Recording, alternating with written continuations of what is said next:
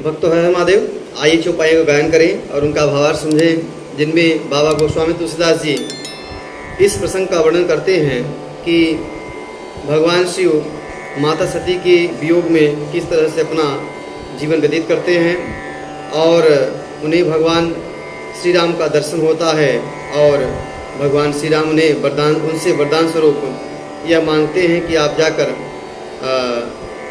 पार्वती जी से विवाह करें। तो आइए उन चौपाइयों का गायन करें और उनका भावार्थ समझें। कतहु मुनि उपदेश ही ज्ञाना, कतहु राम गुण करहि बखाना। यद्यपि काम तदपि भगवाना, भगत विरह दुख दुखित सुजाना। एहि विधि गयऊँ काल बहु बीती, नित नय होई राम पद प्रीति। नेम प्रेम शंकर कर देखा, अविचल हृदय भगति कै रेखा। जब भगवान शिव का माता सती से विछोह हो गया तो वह इधर उधर भटकने लगे और भगवान राम का भजन करने लगे। महात्माओं के पास जाते, ऋषियों के पास जाते, उन्हें भगवान श्री राम की भक्ति के बारे में उपदेश करते, भगवान राम की नई नई लीलाएं उन्हें सुनाते, या कहीं लीला होती तो बैठकर कोई रूप बना के भगवान शिव की लीला सुनते। कहीं रामचंद्र जी का गुणों का वर्णन होता तो उसे सुनते और अवसर मिलता तो सुनाने का भी प्रयास करते। हालांकि भगवान शिव में कोई काम नहीं है, वह निष्काम है, लेकिन भक्तों को दुखित देखकर भगवान दुखी होते हैं। तो माता सती भगवान शिव की भक्त भी थी, उनके दुख को देखकर भगवान शिव के हृदय में भी दुख हो रहा था। इस तरह से भगवान के भ्रमण करते हुए, उनका भजन करते हुए बहुत काल बीत गया और भगवान राम के चरणों में उनकी नित्य प्रीति बढ़ रही थी, नित्य प्रेम बढ़ रहा था भगवान शिव का।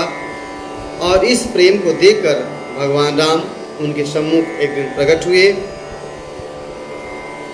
प्रगटे राम कृतज्ञ कृपाला, रूपशील निधि तेज विशाला। बहु प्रकार शंकर ही सराहा, तुम बिनय सबत को निर्वाहा। बहुरी राम शिव ही समुझावा, पार्वती कर जन्म सुनावा। अति पुनीत गिरिजा कै करनी, बिस्तर सहित कृपा निधि बरनी। तब भगवान राम भगवान शिव के सम्मुख प्रकट हुए और उन्होंने कहा कि आप कृपालु और बहुत तरह से भगवान शंकर की उन्होंने बड़ाई की, सराहना की और उन्हें कहा कि जिस तरह से आपने तप किया है, जिस तरह से आपने व्रत का धारण करके उसका निर्वाह किया है, और इस तरह से व्रत धारण कोई नहीं कर सकता, ऐसा केवल आप ही कर सकते हैं। फिर उन्होंने बहुत प्रकार से भगवान शिव को समझाया और बताया कि पार्वती का जन्म हिमाचल के यहाँ हो चुका है, आप जाकर उनसे विवाह करिए। और बताया कि पार्वती भी हर तरह से गुणों से संपन्न है, उनकी जो आचरण है वह सब पवित्र हैं। अब विनती मम सुनहु शिव, जो मो पर निज नेहूँ। जाय विवाहं शैल जहीं, यह मोहि मांगे देहूँ। हे शिव जी, यदि आप मुझ पर प्रसन्न हैं, यदि आपका स्नेह मुझ पर है, तो आपसे मेरी विनती है कि आप जाकर गिरिजा के साथ विवाह करें। भगवान शिव कहते हैं, कह शिव यद्यपि उचित यस नाही, नाथ बचन पुनि मेट न जाहि। शिव धरियाय सुकरिय तुम्हारा, परम धर्म यह नाथ हमारा।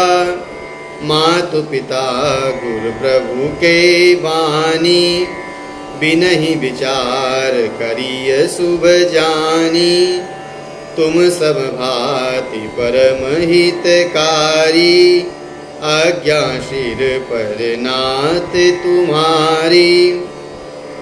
भगवान शिव ने कहा कि यद्यपि यह उचित नहीं है, पर आपके वचन को हम काट नहीं सकते, आपके वचन की अवहेलना नहीं कर सकते हैं। इसलिए आपकी जो आज्ञा हुई है उसको हम सिर पर धारण करते हैं, और ये हमारा परम सौभाग्य होगा कि हम आपके आदेश का पालन करें। भगवान शिव कहते हैं माता पिता गुरु और प्रभु की वाणी पर जो उनका आदेश है उन पर विचार नहीं करना चाहिए, बिना सोचे समझे उनके आदेश का पालन करना चाहिए। और आप तो हमारे हर प्रकार से हितकारी हैं, इसलिए आपकी जो आज्ञा है उसको हम सिर पर धारण करते हैं और उसका हम पालन करेंगे। प्रभु तो सेऊ सुनि शंकर बचना, भक्ति विवेक धर्म जुत रचना। कह प्रभु हर तुम्हार पन रहेऊ, अब उर राखेऊ जो हम कहेऊ। अंतर ध्यान भय अस भाखी, शंकर सोई मूर्ति उर राखी। तब ही सप्त ऋषि शिव पही आए, बोले प्रभु अति बचन सुहाए। शिव जी भक्ति ज्ञान और धर्म से युक्त वचन सुनकर प्रभु श्री राम जी संतुष्ट हुए और उन्होंने कहा, हे हर, आपकी प्रतिज्ञा पूरी हो गई, अब हमने जो कहा है उसे हृदय में रखिए आप।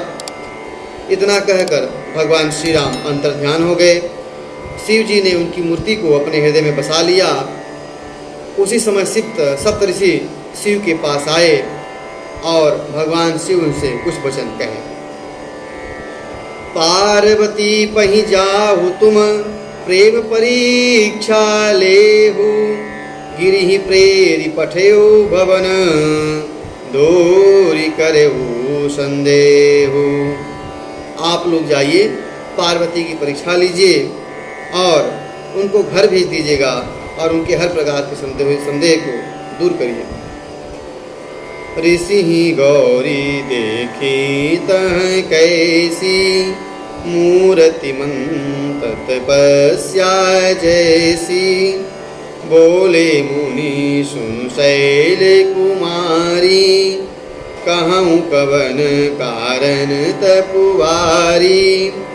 कहीं अपराध का तुम चहूँ, हम सन सत्य वचन किम कहूँ। कहत वचन मनुअति सकुचाही, हंसी हम सुनी हमार जड़ताई। सप्तऋषि माता पार्वती के पास पहुँचे। उन्होंने देखा तो माता पार्वती का जो स्वरूप था वह तपस्या की ही भांति था, जैसे कोई एक तपस्विनी की मूर्ति हो, इस तरह से माता पार्वती का स्वरूप दिख रहा था। सप्तऋषियों ने कहा, हे शैल कुमारी, आप इतना कठोर तप किस लिए कर रही हैं, किसकी आराधना कर रही हैं और आपको क्या चाहिए, सत्य सत्य हमसे कहिए। माता पार्वती का मन कहने में सच्चा रहा था कि आप लोग मेरी बात की मूर्खता पर आप लोग हंसेंगे। मनुहठ परा न सुनिय सिखावा, चहती बारी पर भीति उठावा। नारद का सत्य सोई जाना, बिनु पंख न हम चही उड़ाना। देखूं मुनि विवेको हमारा, चाहिए सदा शिव ही भरतारा। मन ने हट पकड़ लिया है, वह उपदेश नहीं सुनता और जल पर दीवार उठाना चाहता है। नारद जी के वचन को सत्य मानकर बिना पंख के मैं उड़ना चाहती हूँ। हे मुनियों, आप मेरा ज्ञान देखिए, मैं शिव जी को ही सदा पति के रूप में पाना चाहती हूँ। सुन भी हसे सुनत बचन भी हसे ऋषय गिरि संभव तब देह नारद कर उपदेश सुनी कहूँ बसऊँ किस गेहूँ। पार्वती जी की बात सुनकर ऋषि लोग हंस पड़े और बोले, तुम्हारा शरीर पर्वत से ही तो उत्पन्न हुआ है, भला कहो नारद का उपदेश सुनकर आज तक किसी का घर बसा है क्या? आगे कथा हम आगे कहेंगे, आज कथा यहीं तक। हर हर